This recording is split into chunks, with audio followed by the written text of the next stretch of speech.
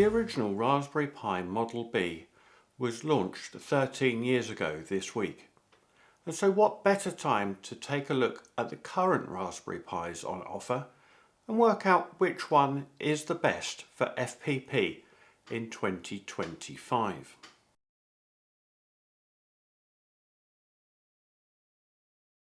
So for this review, we're looking at the Raspberry Pis here to be your main show controller. So they'll be sending data out over Ethernet via E131 or DDP to your show controllers, which will actually be handling the pixels. So these will be the master device that you press play on to get your show up and running. Now I've spent a whole lot of time going through minute details which I've documented here, but if I was to go through all of this, we'd turn into a level 2 Greg video, and nobody's got time for that, let alone me. So I'll put all of this data into a spreadsheet and I'll link to it below if you want to sit and review it. But we'll go through the headlines.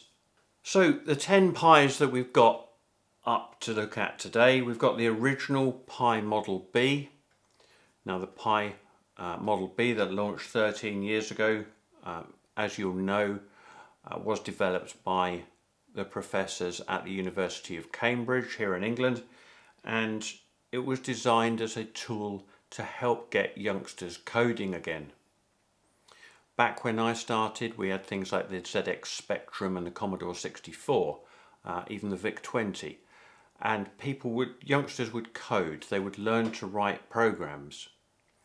But as time went on, people moved across to PlayStations, to Xboxes, to things that just ran games, and the coding abilities of the youth had disappeared.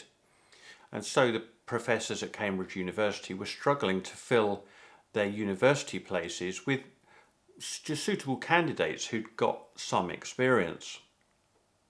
So they set about building the Raspberry Pi, a cheap, inexpensive little single board computer, to try and get people coding again. And they hoped that they would sell 10,000 units to cover their costs and to get them into the hands of the people that were needed. Now I was one of the lucky folks back 13 years ago that managed to buy this Pi on day one, on launch day, and I remember the battles that Farnell and RS Components had on their websites, which both crashed under the load as demand absolutely exceeded everybody's expectations.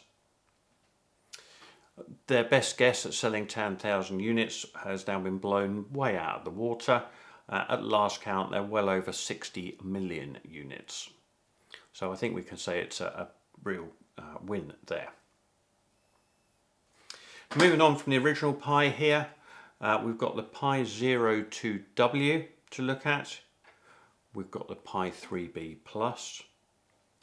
We have Pi 4s in 1 gig, 2 gig and 4 gig variants here to look at. And then we have the Pi 5. I've got it in 2 gig, 4 gig at 16 gig. And then we have a 4 gig Pi 5 here with an NVMe base on it underneath, and it's running the Raspberry Pi Active Cooler. And then last up, because we can, we've got the Raspberry Pi Compute Module 5, or the CM5, and this is housed inside the Raspberry Pi CM5 development kit.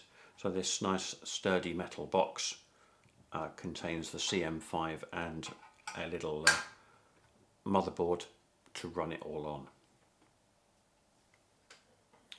So what have I learnt this week? Well, I've learnt that boot times across the board are fairly comparable. Apart from the very first Pi, which takes over a minute to boot, the rest fall somewhere between 24 and 30 seconds. The Pi 3B Plus actually comes in at one of the faster ones in around 22 seconds, whereas unbelievably one of the Pi 4s took about 30. Now, to measure that, I simply had a script running that looked for the web services to be available on the Pi and for it to actively chuck a web page back. And we counted how long from when I pressed go on the power button to how long the web services returned. So FPPD might not have been 100% available at that point, but the web services were up. Next big thing, and something that scared people a lot and has been talked about quite a lot in the press, is the power consumption of the newer Pis.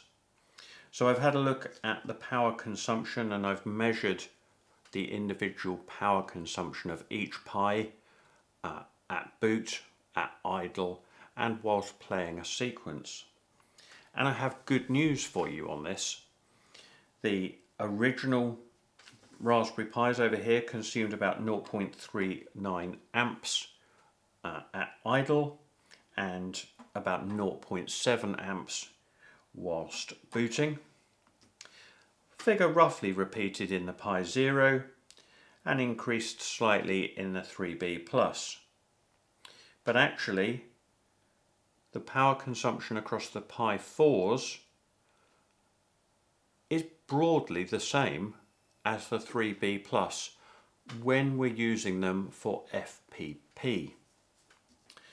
Similarly with the Pi 5s, overall they see about a 20% increase in power consumption versus the 3B Plus when running in FPP. Now the reason for the good power consumption figures is that FPP is a really lightweight application when it comes to the processing of power of these newer Pis. And so the CPUs aren't under any load particularly at all. Now CPU load is measured in round numbers, so 1 is one processor core running at 100%. Apart from the original Pi, which was a single core, all of the Pi 2 and above have all been quad cores. So the maximum load you would see on a CPU score that you want to see is 4, and that would indicate all 4 cores running at 100% utilization. Now the maximum number I saw here was actually on the Pi 4s running a sequence with 100,000 pixels at 40%, and the highest values I saw were just over 0.5. So one core running at 50% utilization, that leaves 3 cores doing absolutely nothing, and that's FPP happily chugging away, pushing out DDP data to 100,000 pixels. So that's the reasoning why the overall power consumption isn't huge, and therefore the CPU temperature itself doesn't get that hot. The original Pi got up to 43.3 degrees C when playing a sequence. The Pi Zero up to 45. Highest across the Pi 4s came in at about 48 degrees C, and the highest across the Pi 5s was 44 degrees C. Now the Pis themselves are quite happy running at up to 70 degrees C before they will start to self-throttle to reduce the available CPU utilization to try and preserve and prevent heat. Now that is without any cooling whatsoever, so that's just running them as you see here, naked as it were. So no panics on CPU temperature there. Out of curiosity, the one with an active cooler sat quite happily at around 30 degrees C. It was running at 30.9 in idle, and I think the fan ran slightly faster when it was playing the 100k sequence, and it actually dropped to 30.4 degrees C.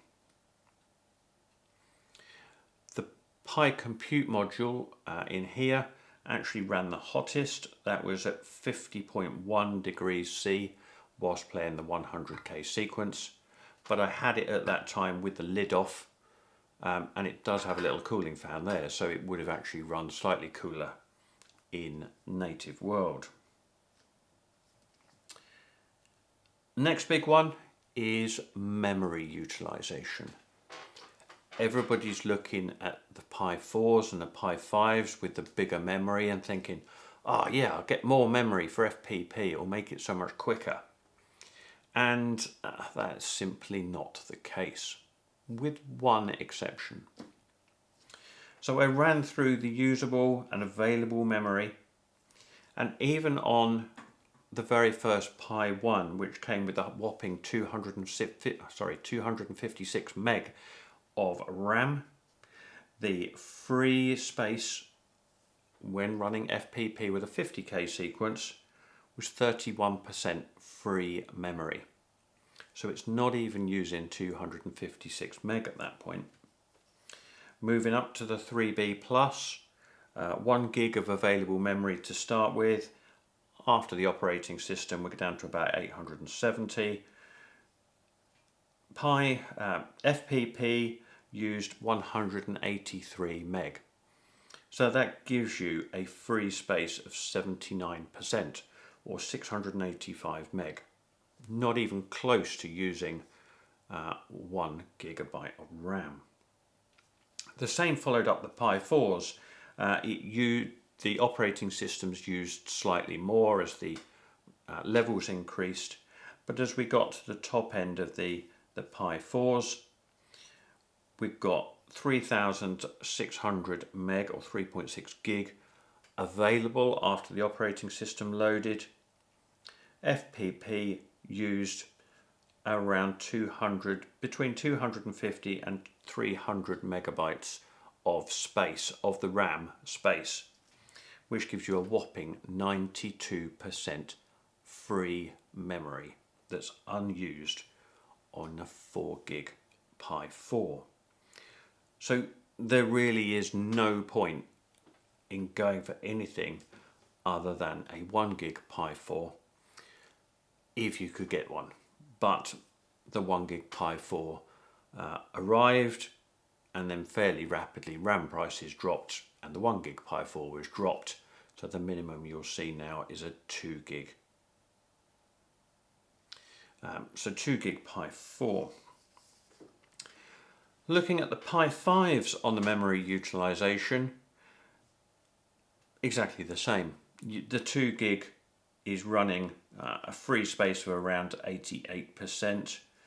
We're up to 93% free space on a 4 gig Pi 5, 98% free space on the 16 gig Pi 5. Now I'll come back in a second to the point where the higher numbers, the higher RAM levels on the Pi 5s have actually come in useful. But moving on to the last sort of element that I looked at, and that was the upload speed, the Ethernet speed of each of these devices.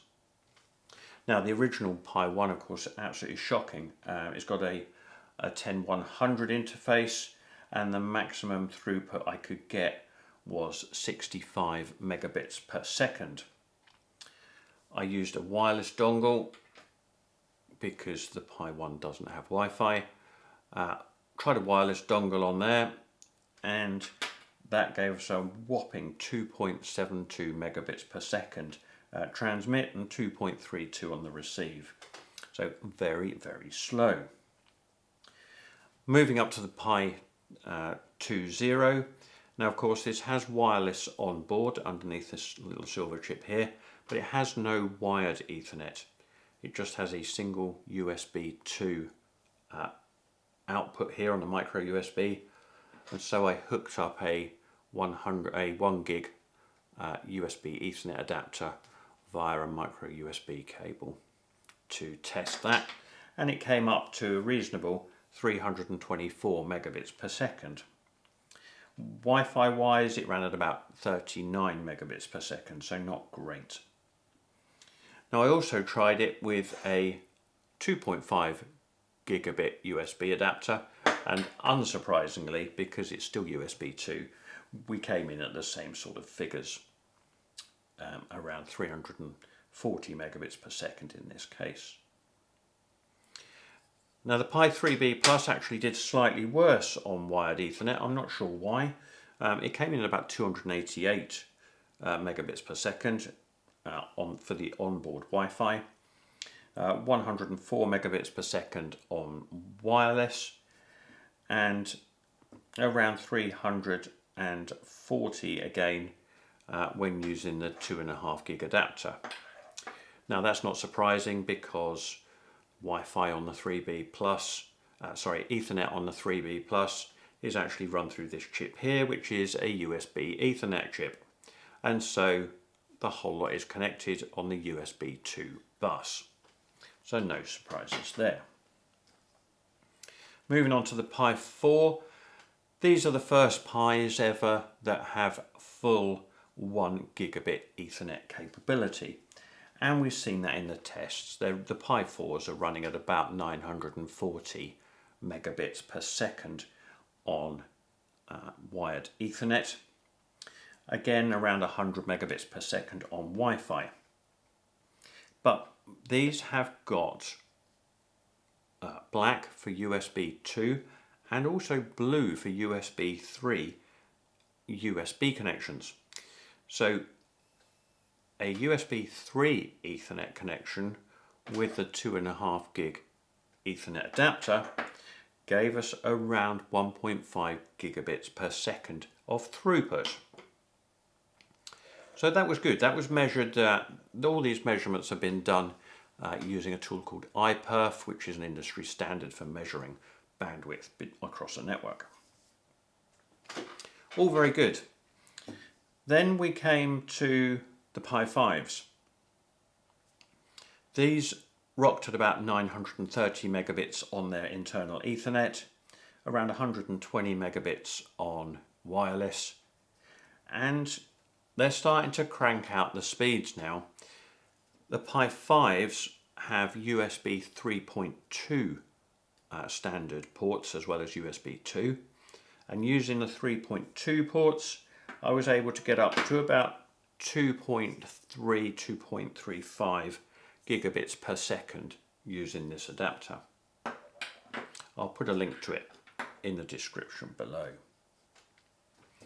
Now at those speeds you are limited by the SD card. So throwing large sequences at these Pis didn't really make a huge difference on the 2.5 gig for the 2 gig Pi 5. So even though we could launch a sequence over a 2.5 gig Ethernet connection, it couldn't receive it that hard. But I noticed that the Pi 4 actually took quite a chunk out of the time the 2 gig took to upload a 3.5 gig sequence, 100 megabits per second, 40 frames per second for 5 minutes for 100,000 pixels, came to a 3.4 gigabyte file. When launching that to the 4 gig Pi, I noticed that it came in just under half the time, it came in 1 minute 3 seconds versus 1 minute 20 for the 2 gig. And when I did it again on the 16 gig Pi 5, the same sequence actually took 20 seconds instead of 1 minute 3 or 1 minute 20. And I was watching the free memory as it happened, and the Linux operating system has swallowed a great chunk of the available free memory to act as a cache, as a buffer. So the upload happened a lot quicker. It swallowed it into memory and then wrote it out to the SD card in due course. So there is a little bit of a win there for the larger Pi 5s, but only when using 2.5 gig.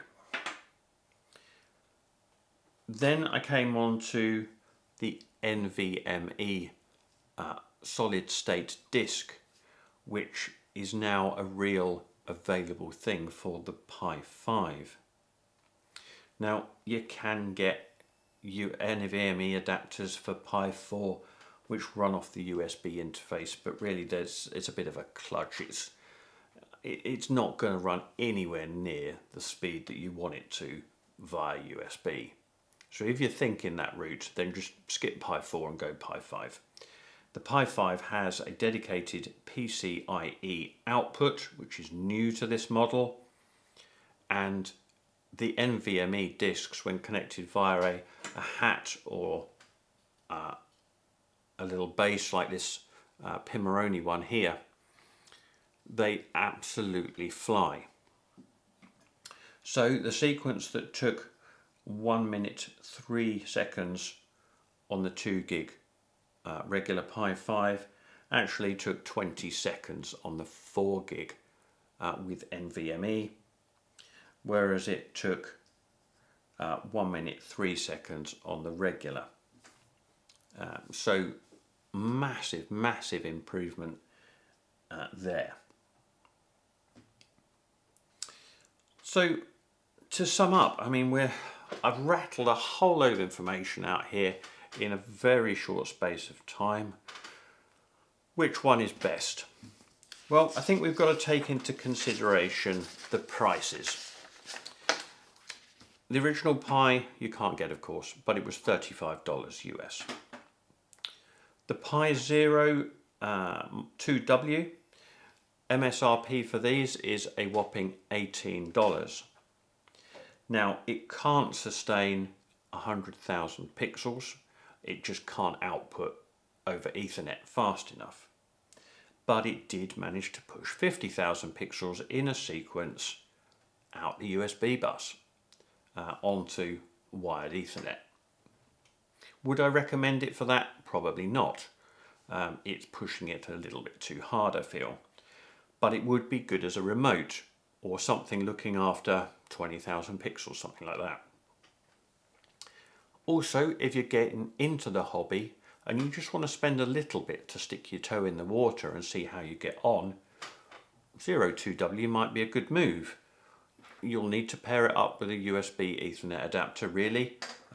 I would never recommend using Wi-Fi for this sort of thing. So pair it up with one of those and you've got a good little starter. Spend the extra $3 or $4 to get the headers on board, and you can hook it up to something like a Culp K8 Pi or maybe a Hanson 28D Plus. They'll all sit on there and they'll work quite happily. Pi 3B Plus up until today has been my go-to de facto standard, because I've read all of scare stories about power consumption and heat. I had erred away from the 4s and the 5s. But having spent this week testing, I now know and I'm confident that these are not going to get any hotter than the 3, and they've got a really tiny little bit more power consumption, but I mean really tiny, 20% on the Pi 5 versus the 3B Plus. The only advantage for the 3B Plus is the full-size HDMI port, so you don't need an adapter to one of these funny little ports that they've got on the newer ones. So I'm afraid I have to say goodbye now to the 3B Plus as my de facto standard. It's done fine. It will run 50,000 pixels straight out of its Ethernet port, albeit that's crippled because it's attached to the USB 2 bus. If you're running it as a master and you've got some remotes out there, if you've still got one, then happy days, it'll keep on chugging for you. They are still available brand new. You can buy them. They are $35 retail. Stepping up to the Pi 4s, the 1 gig Pi 4 was $35 as well. Unfortunately, they've been discontinued now in favour of the 2 gig Pi 4s, which have added $10 to the base price. So the 2 gig Pi 4 comes in at $45, and I think this is a good starter these days. It doesn't run as hot as we thought they might. I did test one with a K8 Pi hat on top of it, and I left it running for a while to see just how hot it got, and it didn't really get any hotter than just leaving it out in the bare environment. If you're concerned about it, you might want to look at a slimline passive cooler, basically a heatsink to sit on the processor. But bear in mind that if you do, you might need to extend the GPIO pins. You can get a little header to sit in the middle to just stack this out a little bit to allow some room to breathe. So 2 gig Pi 4 is a pretty good shot. I wouldn't bother with a 4 gig Pi 4, that has no real advantage whatsoever. Pi 5s, again, a little bit faster. The only real reason to run a 2 gig Pi 5 over a 2 gig Pi 4 is if you want to run an NVMe disk, which is a hell of a lot quicker and a lot larger. I've got one of the little ones on here, and that's 256 gig, and I think it cost me $36. Imagine the price of a 256 gig micro SD card, and then what happens with your Pi when it throws a wobbly and corrupts the card. NVMe is the way to go, but it comes at a price. So the 2 gig Pi 5 retails at $50, plus we're looking at another 17 for the NVMe baseboard and another 36 for the NVMe disk. So that's what sitting us in at 36, 46, 53. We're looking at $103 then for a 2 gig Pi 5 with a 256 gig NVMe and a base. So nowhere near the cheapest solution, but pretty damn bulletproof and very quick, especially when partnered with a 2.5 gig Ethernet adapter, assuming you've got a 2.5 gig network to connect it to. Last one off the ramp was just because I can, and I like shiny things, and this looked shiny, so I bought it. These came in at $130 for the Compute Module 5 dev kit. That includes a Compute Module 5 module, the Wi-Fi, the case, the motherboard in there. It has 2 full-size HDMIs, Gigabit Ethernet, USB 3.2, power, micro USB power, and a micro SD card.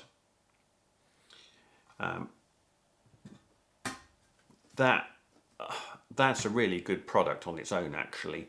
And if you're thinking of using a Pi as the show player in a commercial environment, I think you could go a lot worse and just get one of those. Job done. So there you have it. For beginners, you can't go far wrong with a Pi 02W paired with a USB Ethernet adapter. Middle of the road, a 2 gig Pi 4 will do you fine. You want to go top end, 2 gig is all the RAM that you need if you go in NVMe. Pair it up with an NVMe base or a hat like that, and it's going to fly, especially with a 2.5 gig Ethernet adapter, but you're going to pay a premium for the add-on parts. Cooling on the 4s and the 5s, as I said, a passive cooler is plenty, if indeed you're worried about it to that extent. I don't think I am now, having tested, and as I said, all the numbers will be in the spreadsheet that I put down below. So I hope that's given you some ideas, something to look at and 2025, I think we can safely say Pi 4 2 gig or Pi 5 2 gig is all we need. We don't need these higher RAM levels. They're just pointless for FPP. Happy days. I hope you found that useful. There's quite a lot of information I've launched at you there in a short space of time, and there's lots more information for you to sit and peruse at your leisure, linked down below.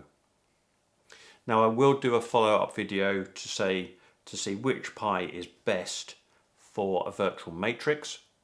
I did hope to include it in this video, but I just ended up with far too much data to chuck at you in one go. So this will be probably in either 2 weeks or a month, because I've got a noobs video next week, and then I've got to cover seed pixels, then another noobs, and then we'll try and get back to the virtual matrices and see which one's doing what.